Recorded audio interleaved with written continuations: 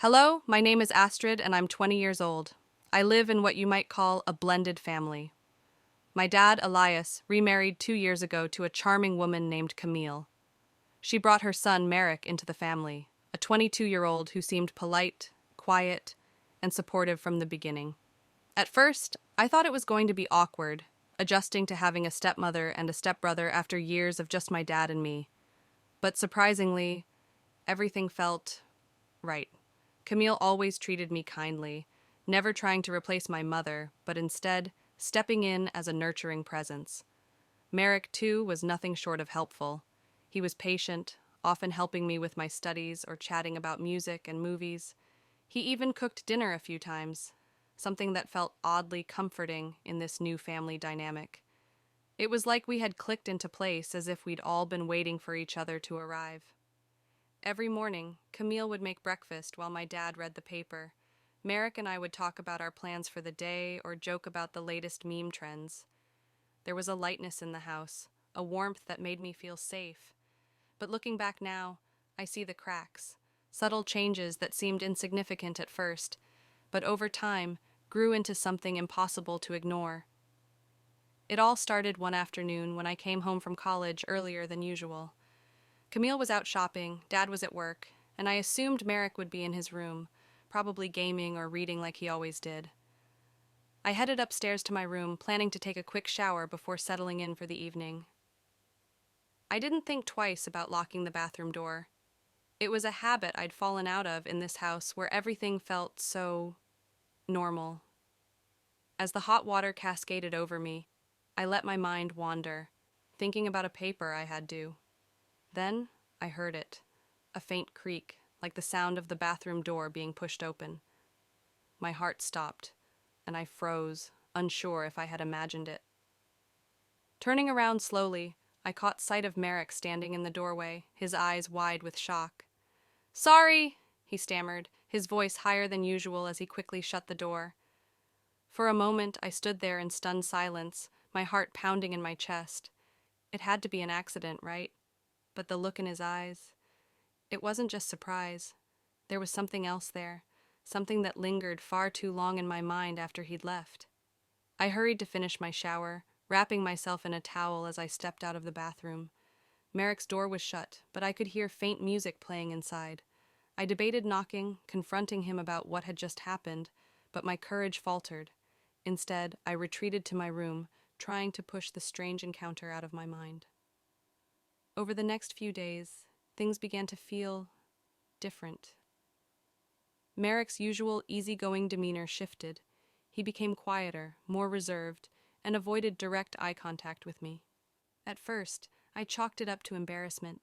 Maybe he felt guilty about walking in on me. But the way he looked at me, the fleeting glances that lingered a second too long, told a different story. It wasn't just his behavior. I found myself acting differently, too. I was hyper-aware of his presence in a way I hadn't been before. Every time he entered the room, I felt my stomach twist with a mix of unease and curiosity. Was I imagining things, or had something between us shifted irreversibly? One evening, my dad and Camille announced they'd be going out for dinner. "It's just us tonight," I heard my dad say as he grabbed his coat.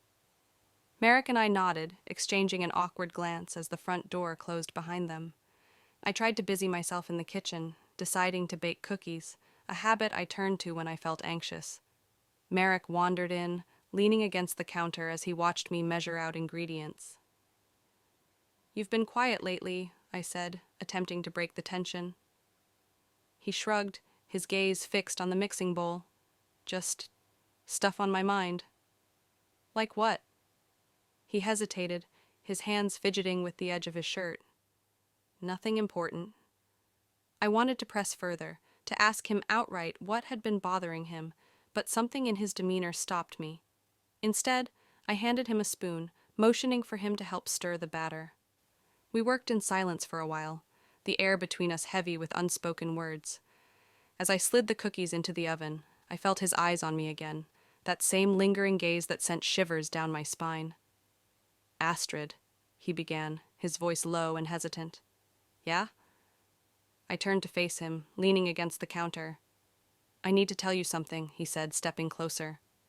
Something I've been trying to ignore, but I can't anymore. My heart raced as I searched his face, unsure of what he was about to say. His expression was conflicted, a mix of vulnerability and determination. Before he could continue, the oven timer beeped, jolting us both out of the moment. I turned away quickly, grateful for the distraction, but my hands trembled as I pulled the tray of cookies from the oven. I think I'm going to head to bed, I said hurriedly, avoiding his gaze. Thanks for the help. He didn't stop me as I left the kitchen, but I could feel his eyes on me as I climbed the stairs. That night, I lay in bed, staring at the ceiling, unable to sleep. Merrick's words echoed in my mind, replaying over and over. What had he been trying to say? Was it an apology? A confession? The unknown felt like a weight pressing on my chest, making it impossible to breathe. I tossed and turned, my mind refusing to quiet. Finally, I sat up, deciding that maybe a glass of water would help. I slipped out of my room, the house eerily silent as I made my way down the stairs. The kitchen light was still on, and as I rounded the corner, I saw Merrick sitting at the table, his head in his hands. He looked up when he heard my footsteps, his expression unreadable. "Couldn't sleep either?" he asked, his voice soft. I nodded, walking to the sink and filling a glass. "Yeah, too much on my mind, I guess." He gestured to the chair across from him. "Join me?" I hesitated, my instincts telling me to go back to my room, but something in his tone made me stay. I sat down, the silence between us stretching as I sipped my water.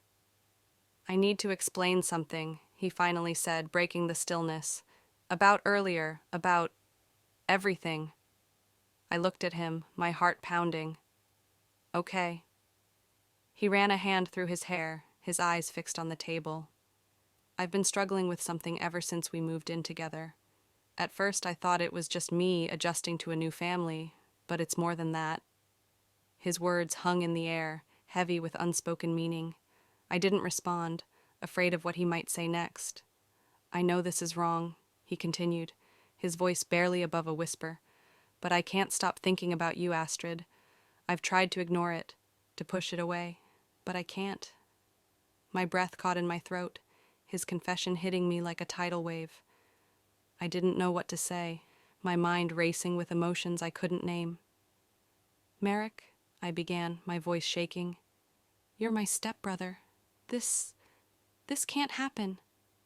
"I know," he said quickly, his eyes pleading, "but I can't control how I feel. I don't expect you to feel the same way, but I couldn't keep it inside anymore." I stood up, my chair scraping against the floor. "This isn't right. You need to stop." He reached out, grabbing my hand. "Please, Astrid, just listen." I pulled my hand away, stepping back. "No, Merrick, this has to stop. I won't be a part of this." He looked devastated, his shoulders slumping as he nodded. "I'm sorry," he said softly. "I didn't mean to make you uncomfortable." I turned and walked away, my heart pounding as I climbed the stairs. Back in my room, I locked the door and sat on my bed, my hands shaking. I felt a mix of emotions, fear, confusion, sadness, but most of all, an overwhelming sense of loss. Whatever bond Merrick and I had shared was gone, shattered by his confession. The days that followed were tense and uncomfortable. Merrick avoided me, and I did my best to stay out of his way. The easy camaraderie we once had was replaced by an awkward silence that hung over every interaction. Camille and my dad didn't seem to notice, but I could feel the tension every time we were in the same room. One evening, as I was reading in my room, there was a soft knock at the door. I hesitated before opening it, finding Merrick standing there, looking hesitant. "Can we talk?" he asked, his voice low. I crossed my arms, leaning against the doorframe. "About what?" He looked down, shuffling his feet. "About what I said. I need to clear the air." I sighed, stepping aside to let him in. He sat on the edge of my bed, his hands clasped tightly in his lap. "I've been thinking a lot about what happened," he began, his voice steady. "And I realize now how much I've messed things up. I never wanted to hurt you or make you uncomfortable." I sat in my desk chair, keeping my distance. You did hurt me, Merrick. You made me feel like I couldn't trust you. He looked up, his eyes filled with regret. I know, and I'm sorry. I was selfish, and I let my feelings cloud my judgment. But I don't want to lose you, Astrid. Not as family. His words softened something inside me, and I nodded slowly. I don't want to lose you either. But we can't go back to the way things were unless you let this go. I will, he promised. I just needed to say it out loud, to take responsibility for what I did.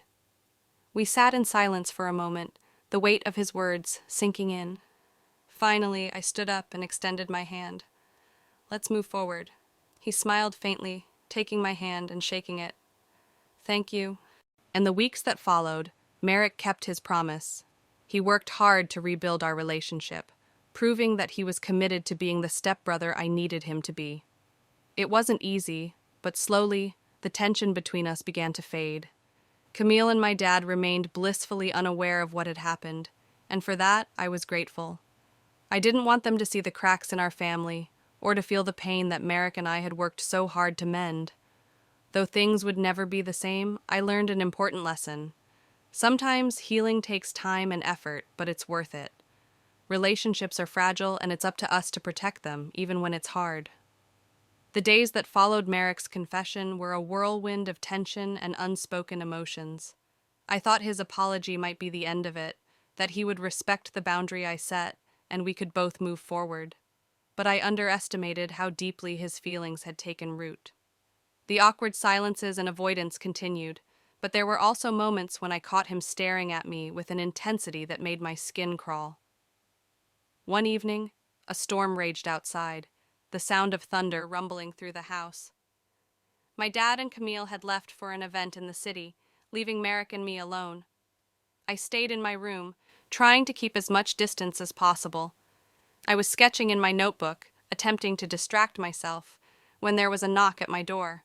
I froze, my heart pounding in my chest. "Who is it?" I called out, my voice shaking slightly. "It's me," Merrick replied. "Can we talk, please?" I hesitated, torn between ignoring him and facing whatever he had to say. After a moment, I got up and opened the door just a crack. He stood there, his expression unreadable, but his eyes held that same unsettling intensity. "I don't think we have anything left to talk about," I said, keeping my voice steady. "Please," he insisted. "It's important." Against my better judgment, I stepped aside and let him in, crossing my arms as I leaned against the desk. "What is it, Merrick?" He closed the door behind him, the sound of the lock clicking into place making my stomach drop. "I need to say this, Astrid. I can't keep pretending." My heart raced as he stepped closer, the storm outside casting eerie shadows across his face. "Merrick, don't," I warned, but he didn't stop. "I know you're scared," he said, his voice low and urgent, "but you don't have to be. I love you, Astrid, more than anything." "Stop it," I snapped, taking a step back. "This isn't love, this is wrong, and you know it." He shook his head, desperation flickering in his eyes. "You feel it too, don't you? The connection we have, you can't deny it." "I don't feel anything for you," I lied, my voice trembling. "You're my stepbrother, Merrick. That's all you'll ever be." His face twisted with anger and pain, and for a moment, I thought he might lash out. Instead, he laughed bitterly, running a hand through his hair. "You're lying," he said, his voice cold. "You're lying to yourself." "I want you to leave," I said firmly, pointing to the door. "Now." He didn't move. Instead, he stepped closer, his voice dropping to a whisper. I can't walk away from you, Astrid. Not when I know you feel the same." I clenched my fists, my fear morphing into anger. "Get out, Merrick. If you don't, I'll—" "What?" he interrupted, his tone mocking. "Tell Dad? Tell Camille? Go ahead. You think they'll believe you over me?" His words hit me like a slap, and for a moment I was too stunned to respond. He took another step forward, and I felt the edge of the desk press against my back. "You don't have to be afraid," he said softly, reaching out to touch my cheek. "I'll protect you, Astrid, Always. I flinched away from his touch, my mind racing. I needed to get out of this room, but he was blocking the door. My eyes darted around, searching for an escape, when suddenly a loud clap of thunder shook the house, plunging us into darkness. The power had gone out, the storm cutting off the electricity. The room was pitch black, and I could hear Merrick's breathing, slow and deliberate. My heart pounded in my chest as I took a step to the side, hoping to slip past him in the dark. "Astrid," he called softly, his voice sending chills down my spine. "Don't run from me." Ignoring him, I made a break for the door, but he caught my arm, his grip firm. "Let me go!" I screamed, struggling against him. "Please, just listen to me," he pleaded, his voice breaking. "I don't want to hurt you." His words only fueled my desperation. I twisted and pulled, finally breaking free from his grasp. I stumbled into the hallway, my heart racing as I ran toward the stairs. Behind me, I could hear Merrick calling my name, his footsteps heavy as he followed. I reached the front door, fumbling with the lock in the dark. My hands were shaking, and the storm outside made it hard to focus.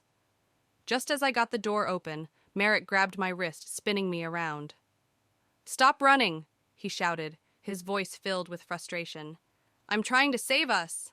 The sound of a car pulling into the driveway made both of us freeze. Headlights illuminated the front of the house, and I saw my dad and Camille getting out of the car. Relief washed over me, and I used the distraction to pull away from Merrick, darting outside. "Astrid?" my dad called, concern evident in his voice. "What's going on?" I ran to him, tears streaming down my face. "It's Merrick," I sobbed, clutching his arm. "He's not who you think he is."